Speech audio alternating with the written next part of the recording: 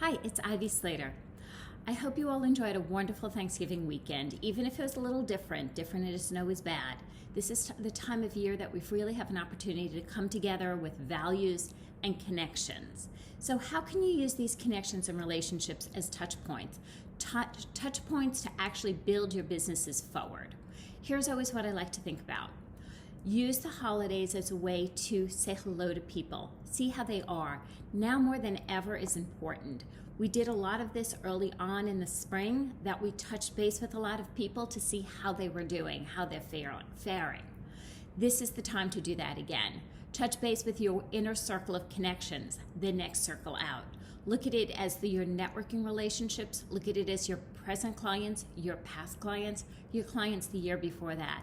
The people you have known in your world, people you might be connected to on various nonprofits or charity work, organizations you've been part of. This is the time to actually connect, touch base, see how people are faring. Some people are having a difficult time. Some people are finding fun things to do through this, virtual games, celebrations, interesting things to do. Check in. By checking in, you're building the connections, the relationships that build business long term. I will always say the golden ticket to success are the relationships we build. Use this opportunity as an opportunity to touch base on those relationships. It's a relationship touch point. Let me know what you think and what relationships you're touching.